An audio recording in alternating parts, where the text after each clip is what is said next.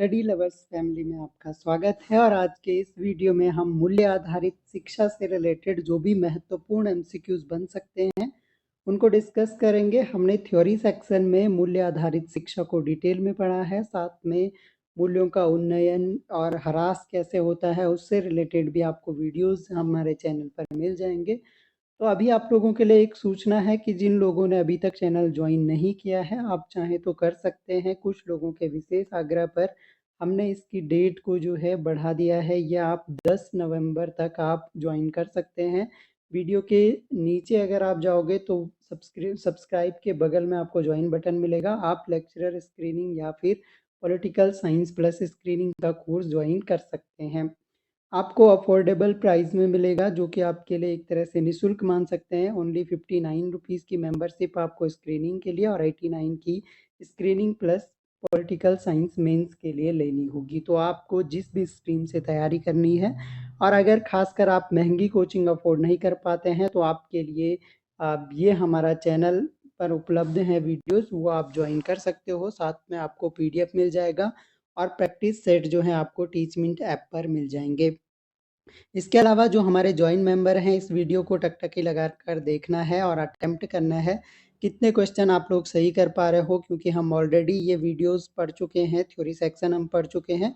तो कितने क्वेश्चन आप सही कर पाते हैं ये आपको कमेंट बॉक्स में टाइप जरूर करना है। और यही प्रैक्टिस सेट आपको एज इट इज़ ऐसा ही मिलेगा आपको टीचमिंट ऐप पर। वापस जाके वो आप क्वेश्चन की प्रैक्टिस कर सकते हो, और उसके बाद कितने मार्क्स लाते हैं ये तो हम ऐप में देख ही लेंगे। तो शुरू कर लेते हैं। पहला क्वेश्चन आपकी स्क्रीन पर, किसने समस्त सामाजिक आदर्श नियमों को 3 कोटियों जन रीतियां, रूढ़ियां और कानून में विभाजित किया है? तो क्वेश्चन अगेन इंपॉर्टेंट है। कुछ ऐसे क्वेश्चन इंक्लूड किए गए हैं जो हम थ्योरी सेक्शन में कवर नहीं कर पाए हैं। उनमें से ये क्वेश्चन एक है कि कौन सा व्यक्ति है जिसने जन रीतियों, रूढ़ियों और कानून में विभाजित किया है सामाजिक आदर्श नियमों को? 3 कोटियां बनाई हैं। आंसर आपका हो जाएगा आर वीर स्टीड ने इसको विभाजित किया है जन रीतियों, रूढ़ियों और कानून में। अगला क्वेश्चन है, सामाजिक मूल्यों का आंतरीकरण किसके द्वारा होता है? सामाजिक मूल्यों का आंतरीकरण हमें बताना है किसके द्वारा होता है। तो यहाँ पर देख सकते हैं शिक्षा, विवेकीकरण, संचार। सही आंसर हो जाएगा आपका समाजीकरण के द्वारा। सामाजिक मूल्यों का आंतरीकरण का मतलब है कि सामाजिक मूल्यों को अपने अंदर हूबहू अपनाना एक तरह से। अगला क्वेश्चन अगेन सामाजिक मूल्य से है। सामाजिक मूल्य है मुख्यतया एक, तो ये कौन सी अवधारणा है? सांस्कृतिक है, राजनीतिक है, आर्थिक है या फिर आध्यात्मिक अवधारणा है? आंसर हो जाएगा आपका ये एक सांस्कृतिक अवधारणा है, कल्चरल एक तरह से आप कॉन्सेप्ट है। अगला क्वेश्चन है, निम्नलिखित में से सामाजिक प्रतिमान नहीं है। उस विकल्प को चूज करना है जो सामाजिक प्रतिमान नहीं है। अगर प्रतिमानों की बात करें तो सामाजिक प्रतिमानों में रूढ़ी यानी जो ट्रेडिशंस बोल सकते हैं, या आप या अंधविश्वास बोल सकते हैं, रूढ़िवादिता बोल सकते हैं, निषेध, जादू या फिर जनरीति, कौन सा इनमें से सामाजिक प्रतिमान नहीं है? आंसर हो जाएगा जादू जो है ये आपका सामाजिक प्रतिमान नहीं होता है। अगला क्वेश्चन हमारे पास है, सामाजिक आदर्श नियमों का सामुदायिक प्रतिमान तथा संघात्मक प्रतिमान में वर्गीकरण किसने किया? अगेन इंपॉर्टेंट क्वेश्चन है। सामुदायिक प्रतिमान और संघात्मक प्रतिमान में सामाजिक आदर्श नियमों को बांटा गया है किंग्सले डेविस के द्वारा। ऑप्शन नंबर सी हमारा सही उत्तर हो जाएगा। अगला क्वेश्चन है, निम्न में से कौन सा एक सामाजिक मूल्य है? सामाजिक मूल्य चुनना है। डॉक्टर के द्वारा इलाज करना, कानून, ईमानदारी या बड़ों को प्रणाम करना। सही आंसर हो जाएगा आपका ईमानदारी जो है एक सामाजिक मूल्य है। ऑप्शन नंबर सी हो जाएगा। प्रतिमान या मापदंड की अवधारणा समाजशास्त्र में कहाँ से आई है? जो मापदंड है या प्रतिमान है, ये कॉन्सेप्ट जो है सोशोलॉजी में किस विषय से आया है? मनोविज्ञान से, इतिहास से, दर्शन शास्त्र से या नृतत्व शास्त्र से? आंसर आपका हो जाएगा ये हिस्ट्री से आया है, इतिहास से आया है समाजशास्त्र में। अगला क्वेश्चन है, एक विश्वास की कोई चीज अच्छी एवं वांछनीय है उसे क्या कहेंगे? जो विश्वास की कोई चीज है, अच्छी है और वांछनीय है, उसे ही हम मूल्य कहते हैं। ऑप्शन नंबर बी करेक्ट हो जाएगा। अगला क्वेश्चन है, सामाजिक मूल्यों को प्रभावपूर्ण ढंग से उन्नत किया जा सकता है किससे? श्रम संघ की मदद से, वरिष्ठों के भय से, दबाव समूह के सहयोग से या फिर समाजीकरण से। आंसर हो जाएगा आपका समाजीकरण के द्वारा सामाजिक मूल्यों को प्रभावपूर्ण ढंग से उन्नत किया जा सकता है, मूल्यों को डेवलप किया जा सकता है। अगला क्वेश्चन है, सामाजिक प्रतिमानों की अनुपस्थिति में नहीं होगा। यदि सामाजिक प्रतिमानों की अनुपस्थिति है तो क्या नहीं होगा? इनमें से विवाह नहीं होगा, समुदाय नहीं होगा, समाज नहीं होगा या फिर समिति नहीं होगी। आंसर आपका सही उत्तर हो जाएगा समाज तब नहीं होगा। अगर सामाजिक प्रतिमानों की अनुपस्थिति है तो समाज भी नहीं हो पाएगा। अगला प्रश्न है, सामाजिक प्रतिमान है, इनमें से क्या सामाजिक प्रतिमान है? ऑप्शन आपके सामने है, आत्मा से संबंधित विश्वास, व्यवहार के नियम, वैज्ञानिक नियम या इनमें से कोई नहीं। करेक्ट आंसर हो जाएगा आपका व्यवहार के नियम सामाजिक प्रतिमान कहलाते हैं। अगला क्वेश्चन है, सामाजिक मूल्य पैमाना है। सामाजिक मूल्य जो है ये किसका पैमाना है? सामाजिक विकास के माप का, सामाजिक विकास के माप का या सामाजिक व्यवहार के माप का? सही आंसर आपका हो जाएगा सामाजिक व्यवहार के माप का और अगला ऑप्शन इनमें से कोई नहीं है। अगला क्वेश्चन है, लोकनीति के रूढ़ि मुख्य रूप से अभिकल्पित, संपोषित एवं परिवर्तित होते हैं, कौन सा सही है? देखिए क्या कह रहा है कि लोकनीति एवं रूढ़ि जो हमारे रूढ़िवादिता है, लोकनीति और रूढ़िवादिता मुख्य रूप से अभिकल्पित, संपोषित और परिवर्तित होते हैं। इनमें से कौन सा सही है, यानी किसके द्वारा ये परिवर्तित होते हैं? ऑप्शन आपके सामने है, करेक्ट आंसर आपको चूज करना है। सही आंसर आपका हो जाएगा इनमें से सरकारी संवेदनाओं से जो है लोक नीति एवं रूढ़ि मुख्य रूप से अभिकल्पित, संपोषित और परिवर्तित होती है। अवसर की समानता एक उदाहरण है। अवसर की समानता किसका उदाहरण इनमें से है? ऑप्शन आपके सामने है, मूल्य, प्रारूप, उद्देश्य या फिर प्रतिमान का। अवसर की समानता मूल्य का उदाहरण है। सामाजिक प्रतिमान क्या है? ऑप्शन आपके सामने है। सामाजिक प्रतिमान हमें चूज करने हैं, इनमें से सामाजिक प्रतिमान क्या है? सब लोग जिसका पालन करते हैं, या यह परिस्थितियों का अच्छे या बुरे रूप में मूल्यांकन है, यह किसी चीज के अच्छे या वांछनीय होने के रूप में विश्वास है। ऑप्शन नंबर सी हमारा सही उत्तर हो जाएगा। अगला ऑप्शन ऑलरेडी गलत है, यह सभी के द्वारा अनुपालित नहीं किया जाता किंतु सामाजिक अंतः क्रियाओं में व्यक्तियों की क्रियाओं को निर्देशित करता है। ऑप्शन सी हमारा सही उत्तर है। निम्नलिखित में से कौन एकरूपता का प्रमुख स्रोत है? देखिए एकरूपता का प्रमुख स्रोत हमें बताना है। ऑप्शन आपके सामने है, यहाँ पर देखिए भौतिक अनुशस्तियां ये एकरूपता नहीं ला सकते, पुरस्कार से भी एकरूपता नहीं आएगी, जिसको पुरस्कार मिलेगा वो अलग हो जाएगा। सामाजिक प्रतिमानों का आंतरीकरण जो है एकरूपता का स्वरूप है, अस्वीकृति भी नहीं है। Option number C. मूल्य शिक्षा का उद्देश्य क्या है? मूल्य शिक्षा का उद्देश्य हमें चुनना है और ये हमने मूल्य शिक्षा के उद्देश्य ऑलरेडी पढ़े हैं। नैतिकता का विकास भी है, आध्यात्मिक पक्ष का विकास भी है, सामाजिक विकास भी है, तो ऑप्शन नंबर डी हमारा सही उत्तर हो जाएगा। हमारे संविधान में मूल्य संबंधित प्रावधान है, तो मूल्य संबंधित प्रावधान जो हमारे संविधान में है वो न्याय भी है, स्वतंत्रता भी है और समानता भी है। ऑप्शन नंबर डी हो जाएगा। निम्नलिखित में से क्या मूल्यों का प्रकार नहीं है? मूल्यों का प्रकार इनमें से चूज करना है। तो ये हमने मूल्यों के प्रकार पढ़े थे, वैयक्तिक मूल्य यानी जो व्यक्तिगत मूल्य होते हैं हमारे, स्व मूल्य भी हम इन्हें कहते हैं, सामाजिक मूल्य भी है और सांस्कृतिक मूल्य भी है। आत्मीय मूल्य जो है मूल्यों का प्रकार नहीं है। अगला क्वेश्चन है, व्यक्तिक मूल्यों का उदाहरण है। व्यक्तिक मूल्यों का उदाहरण बताना है। तो जो पर्सनली आपके व्यक्तिगत मूल्य हो सकते हैं उनके उदाहरण, कृतज्ञता व्यक्तिगत हो सकती है, अनुशासन आपका व्यक्तिगत हो सकता है, सहानुभूति यानी इम्पैथी या सिंपैथी ज़्यादा वर्ड है सही, सिंपैथी ये भी आपका व्यक्तिगत मूल्य हो सकता है, यानी ऑप्शन नंबर डी सही उत्तर हो जाएगा। समाज में प्रचलित वे अधिस नियम, समाज में प्रचलित ऐसे नियम यहाँ पर देखना है, वे अधिस नियम जिनके प्रति समाज के सदस्य श्रद्धा रखते हैं वो क्या कहलाते हैं? वो सामाजिक मूल्य कहलाएंगे। ऑप्शन नंबर बी होगा ये। ऑप्शन नंबर सी जो भी है, ऑप्शन से फर्क नहीं पड़ेगा आपका, तो ये आपके क्या होंगे? सामाजिक मूल्य कहलाएंगे। ऑप्शन नंबर आपका जो है सी आपका करेक्ट हो जाएगा। ये ऑर्डर जो है गलत हो गया है, ये सी नीचे होना चाहिए था, तो सी सही उत्तर है इसका। सामाजिक मूल्यों का आंतरीकरण किसके द्वारा होता है? देखिए, सामाजिक मूल्य आंतरीकरण का मतलब है कि सामाजिक मूल्यों को अपनाना या अपने जीवन में उतारना एक तरह से। तो किसके द्वारा ये संभव हो सकता है? शिक्षा के द्वारा, संचार के द्वारा, समाज के द्वारा या ज्ञान के द्वारा?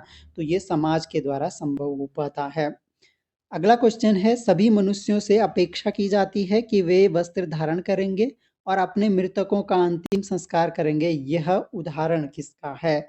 अब यहाँ पर देखिए ऑप्शन जन रीतियों का है, आदर्श प्रतिमानों का है, सामाजिक मूल्यों का है या व्यक्तिकता का है। तो ये सामाजिक मूल्यों का उदाहरण है कि जो समस्त मनुष्यों से अपेक्षा करते हैं कि वे वस्त्र धारण करेंगे, यानी नग्न अवस्था में नहीं घूमेंगे, और जो भी अपने मृतक होंगे उनका अंतिम संस्कार करेंगे। ये सामाजिक मूल्यों का एग्जाम्पल है। गांधी जी के अनुसार कौन सा मूल्य आधार नहीं है? गांधी जी ने जो भी मूल्य बताए वो हमने थ्योरी सेक्शन में डिस्कस किए हैं। इनमें से चुनना है कि कौन सा मूल्य आधार गांधी जी के मूल्यों से संबंधित नहीं है। तो हमने डिस्कस किया था कि स्वतंत्रता जो है गांधी जी ने बताया है, स्व अनुभूति भी बताया है, सत्य भी बताया है। इनमें से प्रयोग नहीं बताया है। ऑप्शन नंबर डी हो जाएगा। संस्थानिक मूल्यों में सम्मिलित हैं। देखिए, संस्थानिक मूल्यों में क्या-क्या सम्मिलित हैं? ऑप्शन आपके पास है, राजनैतिक मूल्य भी संस्थानिक मूल्य होते हैं, यानी किसी संस्था से रिलेटेड। नैतिक मूल्य भी होते हैं। ए और बी दोनों हो जाएगा। ऑप्शन नंबर सी करेक्ट हो जाएगा।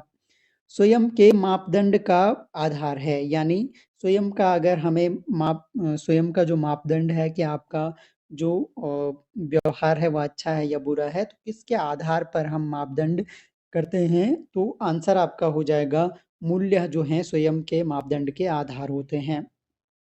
अगला क्वेश्चन है, निम्नलिखित में से क्या मूल्य ह्रास का कारण नहीं है? मूल्य जिससे ह्रास होते हैं, मूल्यों में जिसमें कमी आती है, उसका कारण इनमें से कौन सा नहीं है? एकल परिवार मूल्य ह्रास हो सकता है। एकल परिवार होने की वजह से सामाजिक मीडिया, यानी जो सोशल मीडिया हमारा है, इससे भी मूल्यों का दिन पर दिन ह्रास हो रहा है और काफ़ी ज़्यादा मात्रा में हो रहा है। आध्यात्मिक दृष्टिकोण से मूल्य ह्रास नहीं हो सकता है। इंटरनेट के प्रचलन से भी मूल्य ह्रास हो सकता है। ऑप्शन नंबर सी जो है, ये मूल्य ह्रास का इनमें से कारण नहीं है। बाकी सभी से मूल्य ह्रास हो सकता है। किस आयोग ने शिक्षा के दार्शनिक एवं व्यवहारिक दोनों पक्षों पर ध्यान देने का सुझाव दिया था? अब यहाँ पर आयोग को चुनना है, तो ये दिया था आपका विश्वविद्यालय शिक्षा आयोग के द्वारा। आपके लिए आज का पहला क्वेश्चन है कि इसका दूसरा नाम क्या है और इसकी स्थापना कब हुई थी विश्वविद्यालय शिक्षा आयोग की? अगला प्रश्न है, किस समिति ने नैतिक एवं आध्यात्मिक मूल्यों के महत्व पर विशेष बल दिया था? तो इससे रिलेटेड एक समिति ध्यान रखनी है, जो कि श्री प्रकाश समिति है। ऑप्शन नंबर डी हमारा करेक्ट आंसर हो जाएगा। इसकी जो 1959 में श्री प्रकाश समिति की स्थापना हुई थी और इसने नैतिक एवं आध्यात्मिक मूल्यों के महत्व पर विशेष बल दिया था। अगला क्वेश्चन आपके पास है, श्री प्रकाश समिति का गठन किसकी अनुशंसा पर किया गया? तो किसकी अनुशंसा पर इसका गठन किया गया? तो इसका गठन जो किया गया है वो केंद्रीय सलाहकार बोर्ड के की अनुशंसा पर किया गया था। अगला क्वेश्चन है, राष्ट्रीय शिक्षा आयोग का गठन कब हुआ? तो ये इम्पोर्टेंट अगेन क्वेश्चन है।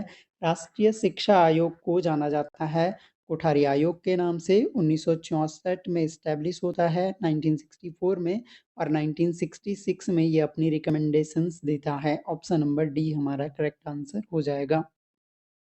राष्ट्रीय शिक्षा आयोग ने किस स्तर पर मूल्य शिक्षा देने का सुझाव दिया है? तो जो कोठारी आयोग है, कोठारी आयोग की रिकमेंडेशन हमने मूल्य शिक्षा में भी पढ़ी थी और करेक्ट आंसर हो जाएगा, इन्होंने प्राथमिक, माध्यमिक और उच्च स्तर सभी स्तरों पर मूल्य शिक्षा देने का सुझाव दिया है। अगला क्वेश्चन है, राष्ट्रीय मूल्य शिक्षा केंद्र की स्थापना कहाँ की गई है? जब मैंने मूल्य शिक्षा पर वीडियो डिस्कस किया था तो लास्ट में एक पॉइंट डिस्कस किया था राष्ट्रीय मूल्य शिक्षा केंद्र के बारे में, और ये बताया था वहाँ पर कि इसकी स्थापना जो है आईआईटी दिल्ली में की गई है। Option number A correct answer हो जाएगा। अब हमें सुमेलित करना है, यहाँ पर कुछ आयोग और समितियाँ दी गई है और इनका संबंध मेनली जो है मूल्य शिक्षा से भी रहा है, तो इसलिए यहाँ पर हमें करेक्ट को चूज करना है। और नीचे आपके पास कूट भी दिए गए हैं कि कौन सा इनमें से सही होगा। तो यहाँ पर देखिए, विश्वविद्यालय शिक्षा आयोग, इसकी स्थापना 1948 में हुई। मैंने ऊपर क्वेश्चन पूछा था, ईयर तो मिल गया, दूसरा नाम आपको इसका फिर भी बताना है, तो आपका हो जाएगा 1948 श्री प्रकाश समिति, ये मैंने अभी डिस्कस किया 1959 में। राष्ट्रीय शिक्षा आयोग, ये कोठारी आयोग हो गया आपका 1964 में। और शिक्षा पर राष्ट्रीय नीति, शिक्षा पर राष्ट्रीय नीति जो है ये जो है वर्ष 1942 नहीं था, ये ऑप्शन जो है 1986 था, ये 1986 थोड़ा सा करेक्ट कर लीजिएगा, तो यही ऑप्शन आपका ए वाला सही उत्तर हो जाएगा।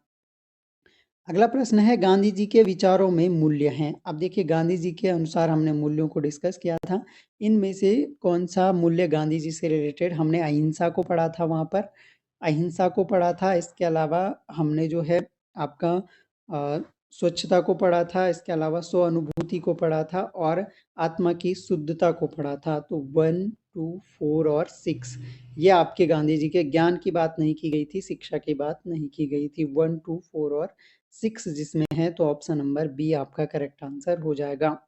अगला क्वेश्चन है, निम्नलिखित कथनों पर विचार कीजिए। मूल्यों का उद्देश्य मानव को आध्यात्मिक पक्षों का पूर्णतम विकास है। देखिए, मूल्यों का उद्देश्य केवल आध्यात्मिक पक्ष से नहीं है, सामाजिक पक्ष भी है, वैयक्तिक पक्ष भी है इसमें, तो केवल आध्यात्मिक पक्षों से नहीं है, तो ये वाला कथन आपका गलत हो गया। बच्चों को पर्यावरण के प्रति संवेदनशील बनाने के लिए मूल्य शिक्षा आवश्यक है, ये बिल्कुल सही बात है। और मूल्य शिक्षा मानव के अभिन्न विकास में सहायक होती है, ये भी सही है। तो कौन से कथन सही हैं ये चुनने हैं, दूसरा और तीसरा कथन हमारा सही है। कूट में अगर देखें तो ऑप्शन नंबर 2 और 3 यानी बी वाला सही उत्तर हो जाएगा। और अगला और आखिरी क्वेश्चन जो है मूल्य शिक्षा से रिलेटेड, फिर से कुछ कथन दिए गए हैं, इन पर विचार करना है और सही कथन इनमें से चुनने हैं। पहला कथन है, अ, सामाजिक मूल्य समाज की उपज है। बिल्कुल सही बात है, सामाजिक मूल्य जो हैं वो समाज की उपज हैं। सामाजिक मूल्य वैयक्तिक महत्व पर विशेष बल देते हैं, नहीं, वैयक्तिक महत्व नहीं बल्कि सामाजिक महत्व पर विशेष बल देते हैं सामाजिक मूल्य, यानी ये वाला कथन आपका गलत हो जाएगा। सो मानदंडों का मूल्यांकन मूल्यों के आधार पर होता है, ये स्टेटमेंट हमने ऊपर भी डिस्कस किया। 1 और 3 जो हैं वो करेक्ट हो जाएंगे, यानी ऑप्शन नंबर सी हमारा सही उत्तर हो जाएगा। तो कुल मिलाकर 37 क्वेश्चन हमने डिस्कस किए हैं। हमारे ज्वाइन मेंबर स्कोर अपना टाइप करें, कितना स्कोर आपका बन रहा है। वीडियो आपको कैसा लगा ये भी कमेंट बॉक्स में बताएं। और अगर आपके दोस्त अभी तक कोई ऐसे हैं जो महंगी कोचिंग अफोर्ड नहीं कर पाते हैं, तो उन तक हमारे इस कोर्स को पहुंचाएं, ताकि वे लोग भी अपनी तैयारी को सशक्त तरीके से कर सकें और अफोर्डेबल प्राइस में जो महंगी कोचिंग अफोर्ड नहीं कर पाते हैं, तो मौका अगर हमारे तरफ से दिया जा रहा है तो अधिक से अधिक लोगों को इसका लाभ मिले, तो ये मैं चाहता हूँ। तो उम्मीद है वीडियो आपको पसंद आया होगा। पसंद नहीं आता है तो आप कमेंट बॉक्स में लिखें क्या आपकी क्वेरीज हैं। इसके अलावा किसी भी तरह का डाउट अगर रहता है तो वो भी आप कमेंट बॉक्स में लिखें। और डिस्क्रिप्शन में टेलीग्राम के लिंक मिल जाते हैं, किसी भी जानकारी के लिए आप टेलीग्राम ज्वाइन कर लीजिएगा। वहाँ पर आप टेक्स्ट कर दोगे तो आपको सपोर्ट भी किया जाएगा, आपके क्वेश्चन का आंसर भी किया जाएगा, आपकी क्वेरी को सेटिस्फाई भी किया जाएगा। तो thanks a lot for listening. मिलते हैं नेक्स्ट वीडियो में, तब तक के लिए जय हिंद।